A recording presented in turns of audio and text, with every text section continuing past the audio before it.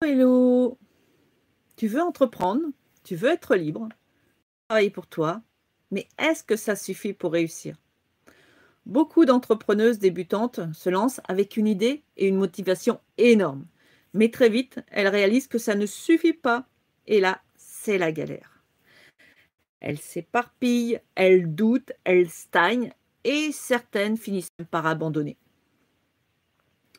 Aujourd'hui, on va voir ensemble pourquoi vouloir entreprendre ne suffit pas et surtout comment poser les bases solides de ton business dès le départ. Allez, c'est parti. Tu connais cette sensation quand tu te lances avec un projet génial, pleine d'énergie, et puis, quelques semaines plus tard, tu te rends compte que tu ne sais pas par où commencer. Alors, tu as une idée, mais tu ne sais pas comment la structurer. Tu fais un peu de tout, mais rien n'avance vraiment. Tu te dis: «Ça va marcher», mais les clientes ne viennent pas ou les clients. La vérité, c'est que l'envie seule ne fait pas un business. Il faut des fondations solides pour ne pas s'écrouler dès les premiers obstacles. Beaucoup d'entrepreneuses se lancent pour les mauvaises raisons.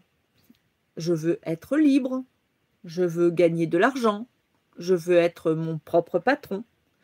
Tout ça, en fait, c'est super. Mais quand ça devient dur, quand tu as 0 vente pendant 3 mois, qu'est-ce qui va te faire tenir? C'est ton pourquoi. Ton pourquoi, il doit être plus profond, en fait. Faut Qu'est-ce qui t'anime vraiment? Quel impact veux-tu avoir? Qu'est-ce qui te motive même dans les moments difficiles? Je t'invite à prendre une feuille et à écrire 3 raisons profondes qui t'ont poussé à entreprendre. Et ces 3 raisons vont être ton ancrage.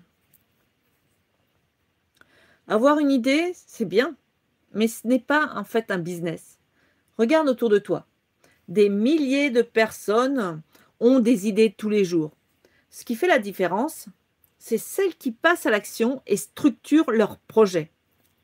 Un business, c'est une offre claire.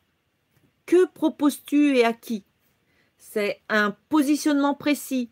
Pourquoi une cliente te choisirait toi? C'est une stratégie financière viable. Comment tu génères tes revenus? Et c'est une organisation efficace. Comment tu gères ton temps et tes priorités? Sans ces bases, ton projet ne tiendra pas.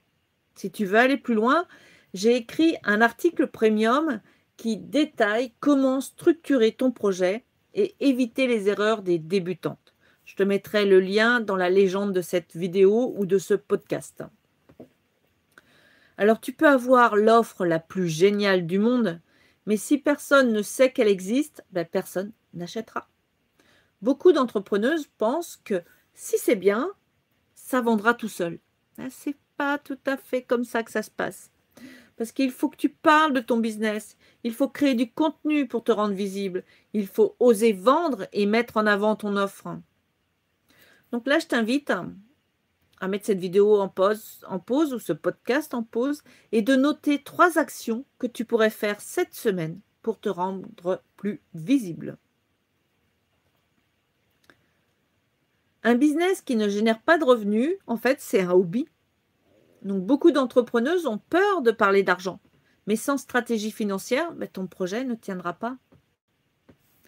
Donc, en fait, il faut oser fixer tes prix. Il faut éviter de te mettre des prix trop bas. Et puis, il faut éviter d'espérer que l'argent viendra tout seul. Si tu veux construire un business rentable dès le départ, il faut apprendre à structurer tes finances. Donc voilà pourquoi vouloir entreprendre ne suffit pas. Si tu veux que ton business fonctionne, il faut de la clarté, il faut une structure, il faut une offre solide et une vraie visibilité. Si tu veux éviter ces erreurs et poser les bases solides de ton business, comme je l'ai dit auparavant, j'ai écrit un article premium ultra détaillé qui t'explique tout en profondeur, avec des exercices concrets pour t'aider à avancer. Cet article est disponible en ce moment au prix de 6,60 € et je te mettrai le lien donc dans la légende de cette vidéo ou de ce podcast selon le format où tu vas l'écouter. Donc si cette vidéo ou podcast t'a aidé, pense à t'abonner et à me laisser un avis. Et dis-moi en commentaire quelle est ta plus grande difficulté en ce moment.